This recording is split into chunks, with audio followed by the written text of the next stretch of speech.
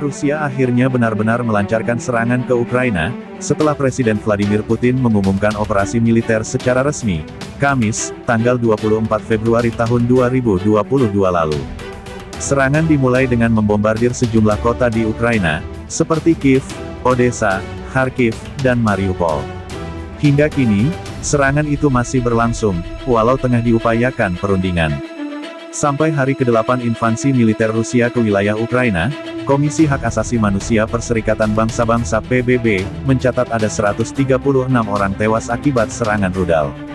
Dari jumlah itu, 13 orang diantaranya anak-anak. Sementara, jumlah korban luka-luka mencapai 400 orang, diantaranya 26 orang anak-anak. Ini merupakan korban yang sudah kami cek ulang.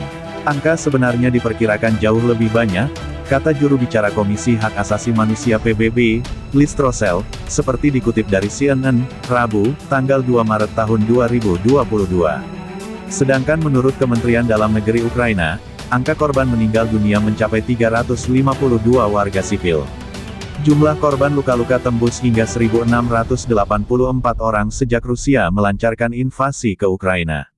Penasihat Kementerian Dalam Negeri Ukraina, Anton Herashenko, mengatakan, kemungkinan jumlah korban akan sebenarnya isu bakal adanya serangan Rusia ke Ukraina bergulir sejak November tahun 2021. Sebuah citra satelit menunjukkan adanya pergerakan 100.000 serdadu Rusia bersama sejumlah tank dan perangkat keras militer lainnya menuju perbatasan dengan Ukraina. Pemerintah Rusia menyangkalnya, tapi semakin santer bahwa negeri beruang putih akan melancarkan serangan pada tanggal 16 Februari tahun 2022. Dugaan itu diperkuat karena Rusia melakukan latihan militer besar-besaran dengan negara tetangga Belarusia. Intelijen Estonia juga menyampaikan akan ada serangan yang dilakukan Rusia dengan menggunakan kelompok milisi di Donbas, Ukraina Timur, yang dikenal memberontak kepada pemerintah dan penyokong Rusia. Rusia nekat menyerang negara tetangganya yang dahulu dikenal rukun semasa masih dalam kesatuan Uni Soviet.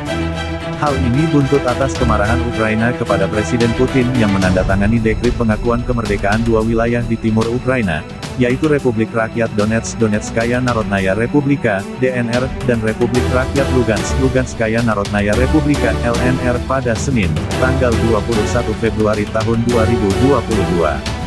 Buat saya, biar pers itu memaki-maki asalkan saja ia tidak menyebut kata-kata, ini pemerintah bobrok, marilah kita berontak. Militer Ukraina pun melancarkan operasi kedua negara bagian di wilayahnya itu untuk memadamkan aksi pemberontakan. Aksinya itu didukung Amerika Serikat, AS, Uni Eropa dan negara yang tergabung dalam Pakta Pertahanan Atlantik Utara, North Atlantic Treaty Organization, NATO.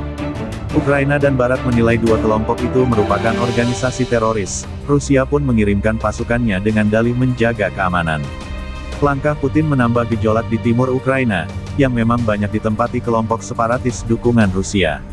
Hampir 8 tahun Ukraina terus berkonflik dengan kelompok pemberontak yang menewaskan 14.000 orang. Rusia sejak lama mendukung pemisahan diri Donetsk dan Lugansk.